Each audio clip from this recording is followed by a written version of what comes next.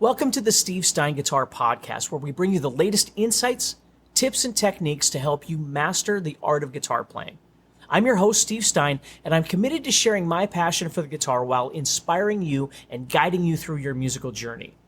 Now remember that you can enjoy this podcast from anywhere and anytime, whether you're cruising down the highway, preparing dinner in the kitchen, or even working out at the gym. By incorporating the podcast into your daily routine, you'll be able to stay inspired and motivated in your guitar journey, no matter where life takes you. Now, let's dive into today's podcast. All right, in this video, what we're going to be doing is talking about modal arpeggios. And I think this is really important for you to understand because so often we get confused on what modes are and what they sound like and how we would use them, all that sort of thing. And there's so many different levels on how to make something musical, how to apply it in a musical sense. And so what I thought we would do today is maybe just look at each individual mode and how it applies to the chord itself so you can hear the sounds. So let's say we're in G major. Okay, so I'm going to play a G major scale here. And let me preface by saying this. If you don't know anything about modes, this is not the place to start, okay? So this is assuming that you already understand, modes, you understand what Dorian is, that sort of thing. And so I'm going to give you some insight as we go through this, but understand that, all your modes obviously are based off the parent major scale, the parent diatonic scale, in this case being G major. So what we're going to do here is we're just going to take that G major scale and let's look at the seventh chords that are created out of that. So for instance, we would get G major 7, and then we would get A minor 7. That would be the 2 chord. And then we would get B minor 7. Okay. Then we would get C major 7. And then we would get D dominant 7th. And then we would get E minor 7. And then we would get, and it's hard to finger this all the way up here, but this would be an F sharp diminished, right? F sharp half diminished. Okay? And then we'd be back on G. So we're getting G major 7, A minor 7, B minor 7, C major 7, D7, E minor 7, and then F sharp diminished. F sharp half diminished. So the thing to understand here is what makes a mode sound like a mode, right? Well, there are certain characteristics for each mode, and that is usually like a note that is different. So let's say, for instance, if we were playing G major, okay, G major gets the root, 2nd, 3rd, 4th, 5th, 6th, 7th, and then the root again. If we were playing G Lydian, for instance, G Lydian would be a raised 4.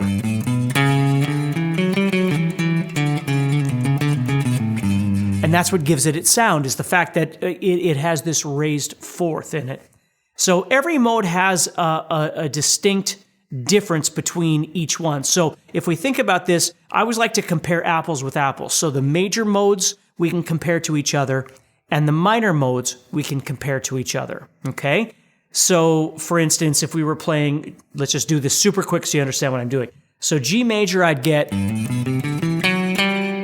if I was playing G Lydian, I'd get the raised 4. If I was playing G Mixolydian, I'd get the flatted 7. Okay, so I'm looking at G major and simply flatting that 7. That's how I would get Mixolydian.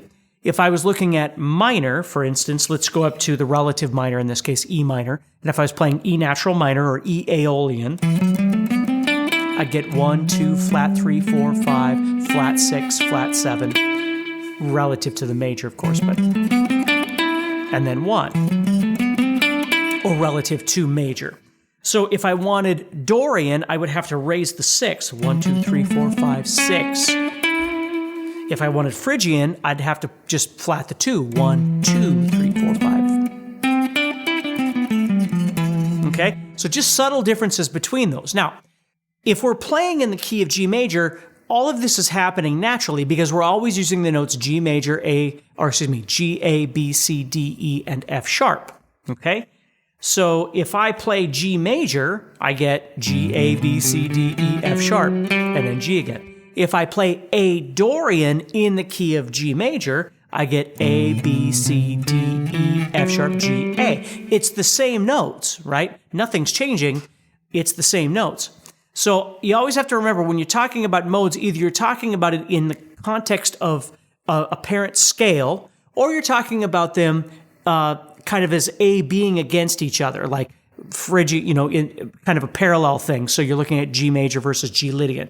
Well, we're going to be looking at all of this in simply G major.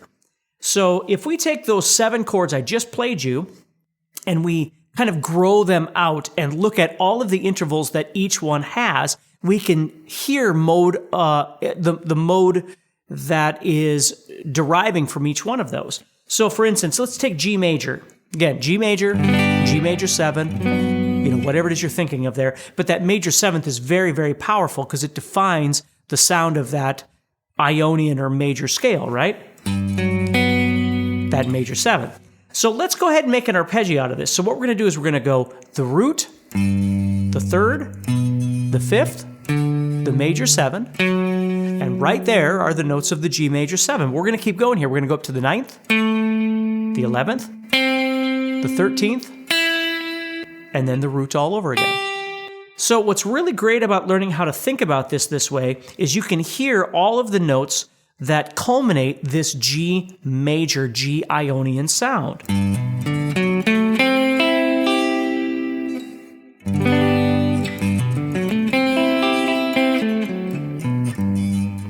It also teaches you to think about each interval so you understand root 3rd, 5th, 7th, 9th, or 2nd, right? 11th is the 4th, 13th is the 6th. So when you're playing, instead of just soloing and always thinking about doing that, you can think about those sounds that you're creating.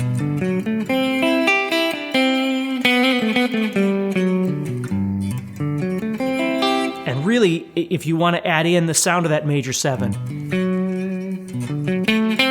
or that 9th, whatever it would be, as opposed to just playing up and down inside that scale. So it's great for visualization, it's great for theory understanding, and for tonality, being able to listen to this and really hear the sound of that. Because as we go through each one of these, they're going to have their own unique sound. Let's look at the next one. We have A minor. Okay? The mode that exists here, we're in the key of G major. We're playing the 2nd mode, which is A Dorian. So when we play this, we've got ourselves the... I'll just play it for you first here, just so you can hear this.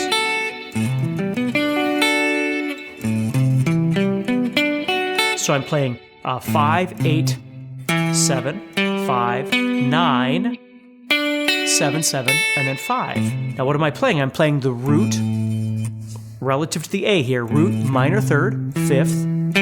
There's my 7th, my flat 7, my 9th, my 11th, okay? And then my 13th or my 6th. And this is the big one, because when we think of Dorian, we always think of that major 6 sound, right? Well, this, we can see it right there. So we've got our minor arpeggio with our flat 7 there.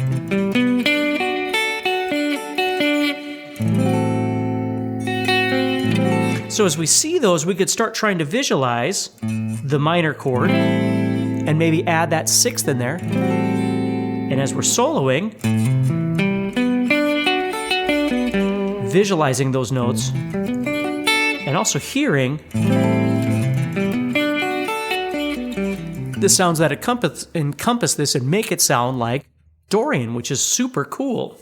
The other thing I want to mention to you too is when you're doing this, what's kind of cool is, and you got to kind of visualize this, but as you're playing each one of these, what you're really doing is you're kind of utilizing the notes of the chord that you're on and the next chord that's going to be reoccurring, right? So if we go back to G major here, let me just show you this. So we're back on G major. And you're going to have tab for all this, of course. So if we look at that, I'm playing a G major chord, and I can see that right here in the bottom half, right there. But if I look at the top half, those notes right there, those notes are creating an A minor 7 chord, which is what's coming up next. And when I play the A Dorian arpeggio,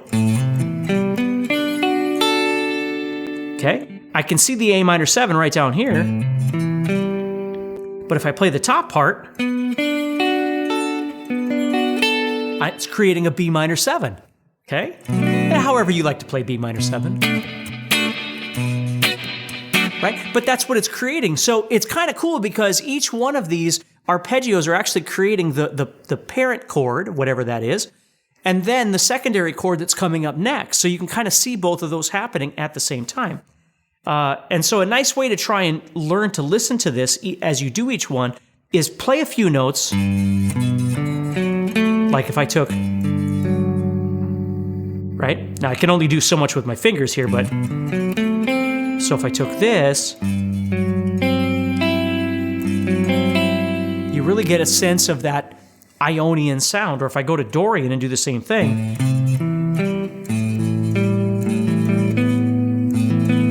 okay, and I can start exploring those sounds over the top and get a sense of what Dorian really needs to sound like Dorian, okay?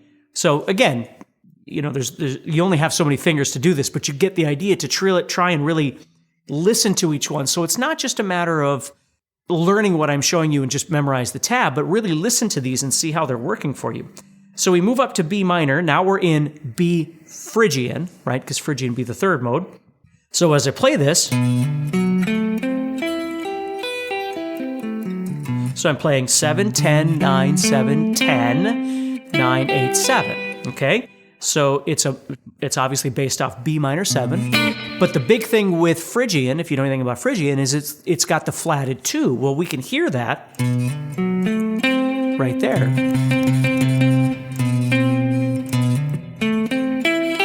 And then there's the rest of our chord there, because we're playing the root, minor 3rd, 5th, flat 7.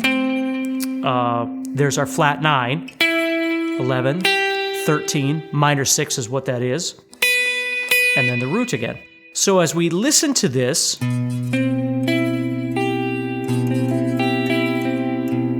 you see, we can really hear the sound of that Phrygian by kind of playing some of those intervals over the root itself.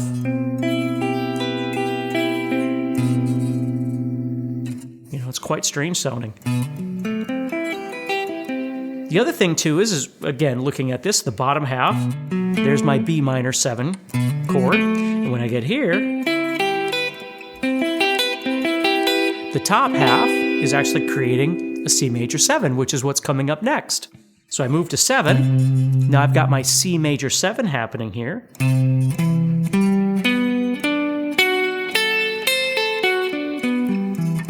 Now, what happens on this 4th chord? Well, this is Lydian, so we got the sharp 4.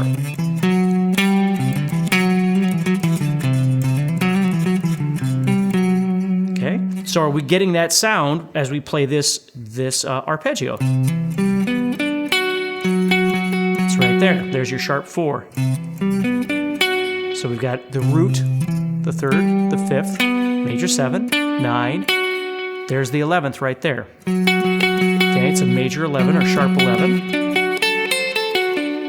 And there's the sound of our Lydian. Very pretty sound. Okay, you just got to, whoops, sorry, C. You just got to explore these a little bit. But you can make some really nice sounding chords as well out of this stuff. So there's that. Then we move on. Now we move on to the top part. Now if we look at the top part of this chord that I just played, so there's our major 7. There's the top part. Okay, what we're actually creating right there is part of a D7 chord. Right there. Okay, with the 7th. Okay, so let's take a look at D7, which is D Mixolydian. Right there. Okay, so we've got our root, 3rd, 5th, our flatted 7, 9, 11, 13, and then root again. Okay, so as I'm listening to this, there's all the notes I need right there, okay? And then we move up again. Now I'm on E minor 7, which is the E Aeolian or E natural minor. So as I play this, okay, I've got my root, my flat third, 5th, flat 7, 9th, 11th. There's my 13th or minor, a flat 6, the minor 6, as opposed to Dorian that had that major 6th, or that 6th we can call it. Now I've got that flat 6 in there. Okay? So it's just cool how you can hear all these things. And then if I take those notes, that starts outlining the F sharp Locrian, or Locrian, however you like to say it, that's coming up next.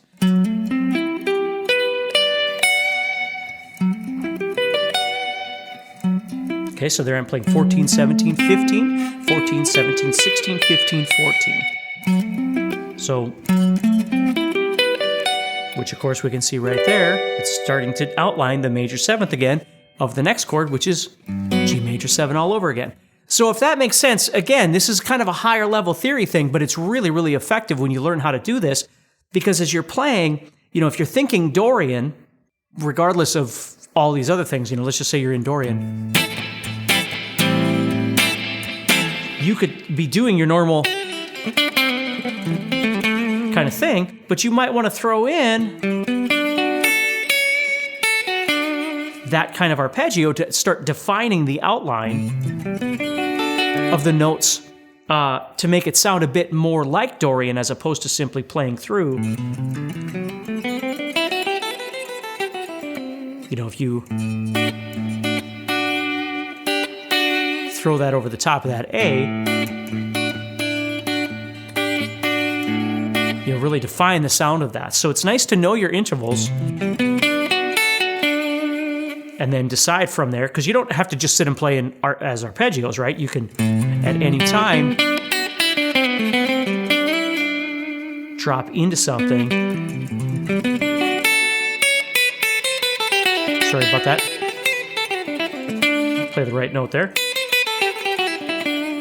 And then you fall back in.